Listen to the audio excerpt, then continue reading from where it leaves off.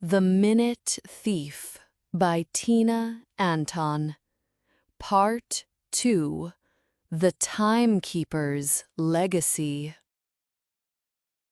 In the city of Chronos, where time was currency and the tick-tock of clocks measured life itself, Aria stood atop a crumbling rooftop, the timekeeper's watch heavy on her wrist.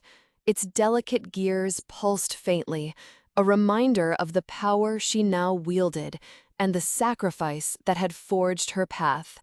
Below, the city churned. The poor districts glowed with newly freed seconds, their clocks humming with life, while the elite's towers flickered, their time vaults drained by Aria and Luna's raids. The air thrummed with hope, but also with unrest.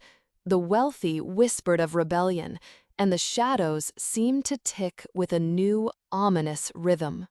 Aria's eyes scanned the horizon, her cloak billowing in the wind.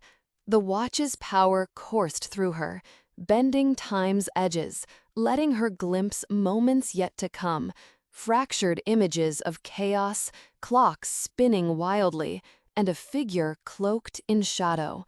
Her heart quickened, the clockwork of her pulse echoing her mother's absence.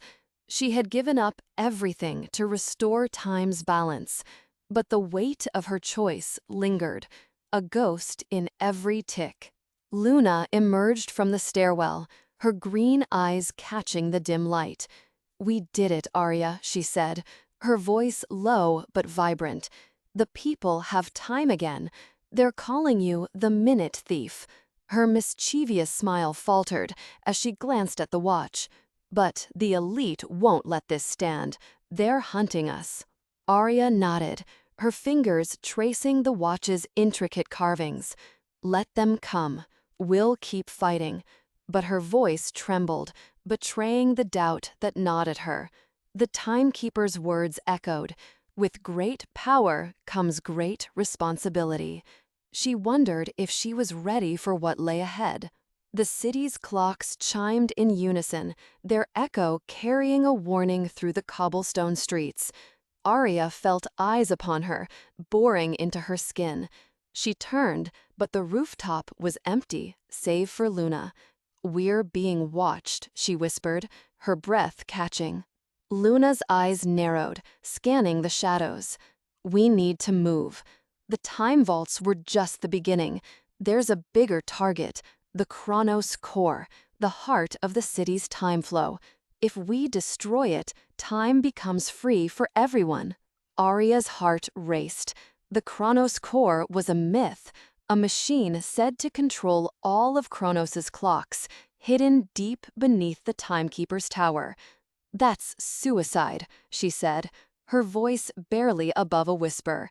"The core's guarded by the elite's best."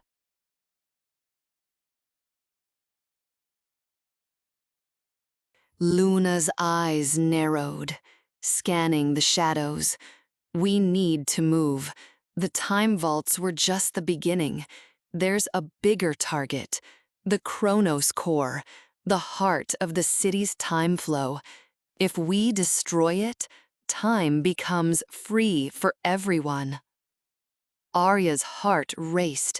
The Chronos core was a myth, a machine said to control all of Chronos's clocks, hidden deep beneath the timekeeper's tower. "That's suicide," she said, her voice barely above a whisper. "The core's guarded by the elite's best." Luna's smile returned, sharp and defiant. "Since when do we play it safe?" She pulled a tattered map from her pocket, its edges worn from years of secrecy. "I've been planning this for years. There's a way in, through the old tunnels. But we need to move now, before they tighten their grip." Aria hesitated, the watch's weight grounding her. She thought of her mother, her smile fading into memory. "Let's do it," she said finally, her voice firm. "For her, for everyone." They descended into the city, slipping through crowded markets where vendors hawked seconds like bread. The air was thick with the scent of oil and metal, the pulse of countless clocks. Aria's senses sharpened, every tick a reminder of time's fragility. Behind them, footsteps echoed, too precise to be chance. She glanced back, but the crowd swallowed any trace of pursuit. The tunnels were hidden beneath a forgotten clockmaker's shop, its door rusted and unassuming. Luna produced a tiny key, its surface etched with gears, and the lock clicked open. A narrow stairway descended into darkness, the air growing colder with each step. Aria's heart pounded, the watch's pulse syncing with her own. She trusted Luna, but a flicker of doubt lingered. Luna's confidence seemed too polished, her knowledge too deep. At the tunnel's end, they found a vast chamber, its walls lined with ancient clockwork mechanisms, their gears grinding with a hypnotic rhythm. At the center stood the Chronos core, a towering machine of brass and crystal, its heart glowing with a soft, ethereal light. Clocks of every size orbited it, their hands spinning in perfect unison. Aria felt the watch vibrate, as if drawn to the core's power. "This is it," Luna whispered, her eyes gleaming. "One charge to overload the core, and time's theirs forever." She pulled a small device from her pocket, its surface pulsing with energy. But before Aria could respond, the chamber shuddered. The clocks screeched, their hands spinning wildly.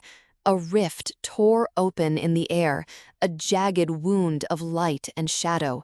From it stepped a figure, tall and skeletal, their skin translucent, their eyes glowing red like dying embers. A corrupted watch hung from their wrist, its gears dripping with black ichor. "Who are you?" Aria demanded, her hand clutching the timekeeper's watch. The figure's voice was a rasp, like sand through an hourglass. "I am the Forgotten Timekeeper, exiled by your master. That watch was mine, stolen centuries ago. You've meddled with time's fabric, girl, and now it unravels." Aria's heart sank.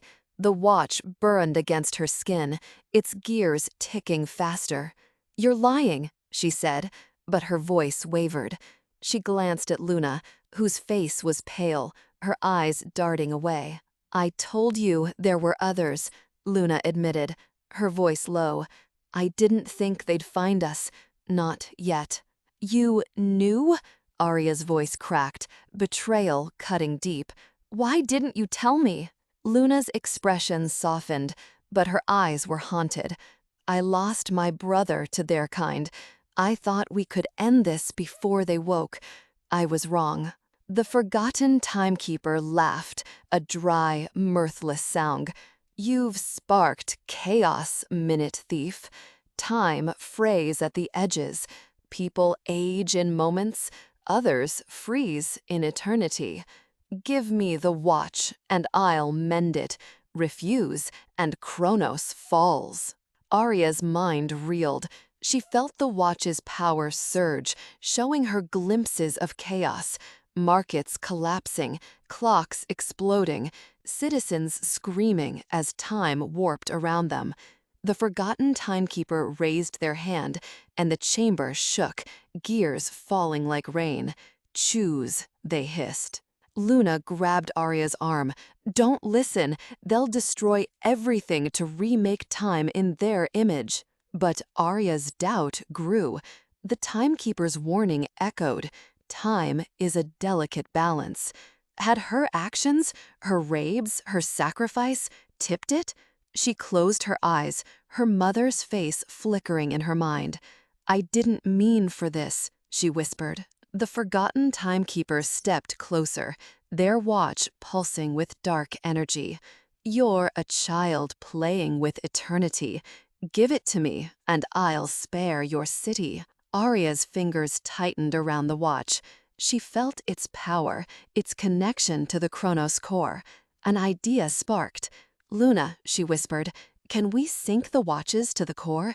Overload it, but stabilize time? Luna's eyes widened. It's risky. The core could collapse, or worse, trap us in a time loop. But it's our only shot. The Forgotten Timekeeper lunged, their hand outstretched. Aria dodged, the watch flaring with light. Now, she shouted. Luna darted to the core, planting her device. Aria pressed the watch's face, its gears whirring to life. The chamber glowed, the clock screaming as their hands spun backward. Time slowed. The Forgotten Timekeeper froze mid-step, their red eyes flickering. Aria felt the watch pull at her, draining her strength. Visions flooded her mind, an ancient civilization crafting the watch, their city crumbling as time unraveled. She saw the Forgotten Timekeeper, once a guardian, corrupted by their own ambition. And she saw her mother, smiling, urging her forward. Luna, now! Aria cried. Luna pressed the device's button, and the core erupted in light. The watches synced, their pulses merging with the core's rhythm. The rift in the air sealed, and the Forgotten Timekeeper screamed, their form dissolving into sparks. The chamber went silent. The core's glow softened, its clocks ticking steadily once more. Aria collapsed, the watch dim but intact. Luna knelt beside her, her face pale but relieved. You did it, she whispered. Time's stable. Aria's chest heaved, her mother's absence a dull ache. At what cost? She asked, her voice trembling. She looked at the watch, its gears still. This power? It's too much for one person. Luna's hand rested on her shoulder. You're not alone. We'll figure it out. Together. But Luna's eyes were distant, her thoughts elsewhere. There are others out there, she said softly. Other timekeepers. I need to find them, stop them before they come for the watch. Aria nodded, understanding the weight of Luna's choice. And I'll stay. Chronos needs me. She stood, the watch glowing faintly once more. The city stretched beyond the chamber, its clocks humming with new life. The poor districts shone brighter, their people moving with purpose, while the elite's towers stood silent, their power broken. As Luna prepared to leave, she turned to Aria, her smile bittersweet. You're the timekeeper now, Aria. Use it wisely. Aria clasped the watch, its weight both burden and promise. For her, she whispered, her mother's memory guiding her. She stepped into the sunlight, the city alive with possibility. The clocks kicked in unison, marking each second of a new era. But in the shadows, a faint tick echoed, out of sync with the rest. Somewhere, another watch stirred, its gears whispering of time yet to come. Aria felt it, a shiver down her spine. Her journey was far from over. To be continued.